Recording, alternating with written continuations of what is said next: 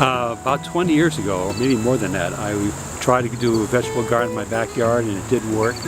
So I got on the wait list to join this community garden.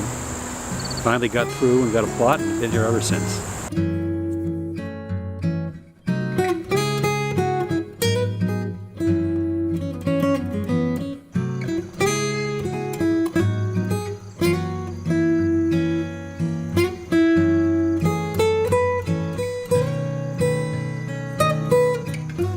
Well, they haven't been here for a while. The story I had was that they were trialing different flowers. A lot of tulips, I think, and different kinds of flowers. And they had a farm. In fact, part of the deal was the caretaker's house, this house here, was the caretaker for this plot.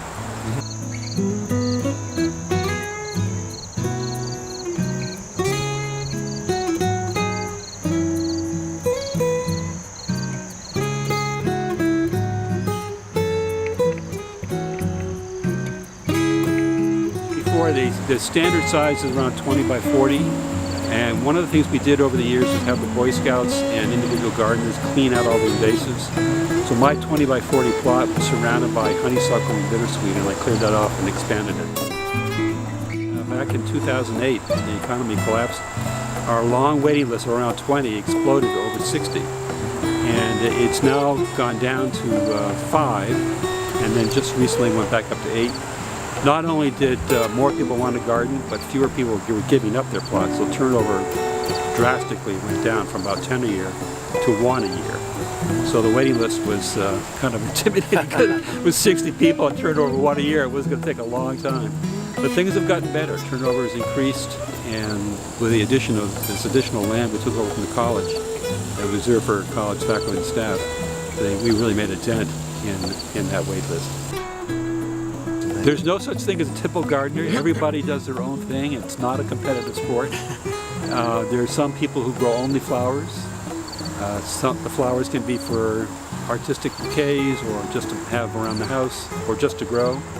Some people only do tomatoes and nothing else, and I do a mix of a lot of different things. So there's no cookie cutter here.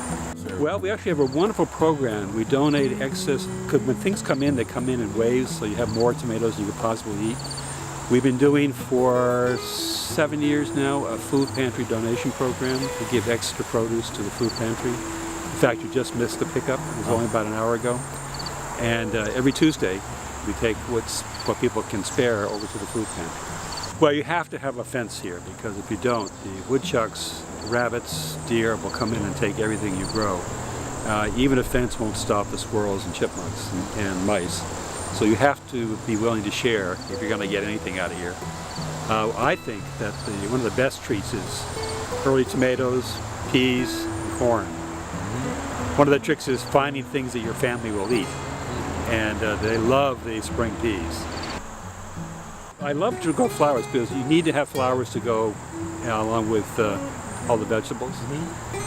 That's one of my standard things to do. A whole section of the garden is devoted to flowers. And many of the flowers actually act as deterrents for bugs as well, so they can help you garden as well. Number one, if you grow it yourself, it's going to taste better by default. And then when you give it to other people, they'll tell you, yes, it does taste different. And I think it's true. They have a different taste for different varieties. You can grow varieties here that you don't normally find in the supermarket. There are probably 600 different varieties of potatoes. And the U.S. you maybe get 40 or 50. But in the stores you get maybe a dozen or so. Yeah. So you get a lot more variety. Yeah, that's one of my new experiments. That's an amaranth. Okay. The trick was to take the seeds and make popcorn with it. It totally didn't work. So I tried a new variety. You can see over here that golden one. That's a golden amaranth, which apparently is a better popper. Well, one of the things I try to do is also save seeds. So a lot of the stuff I'm growing here, when it's past its maturity, I'll let it set seed, harvest seeds, and that lets you have something to do in the fall when the first frost comes. Is process all your seeds. It's good fun to do. We're really lucky that the town of Wellesley has 2 community gardens, one here and one across town at Brookside. And I think between the 2 gardens we haven't done the math, but 4 or 5 acres worth of land the town owns for community gardens.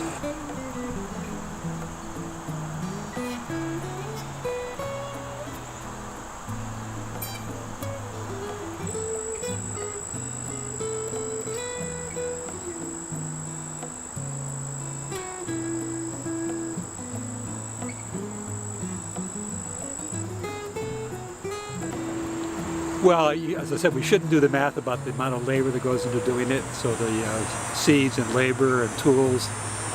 But as I said before, it's cheaper than getting a psychiatrist.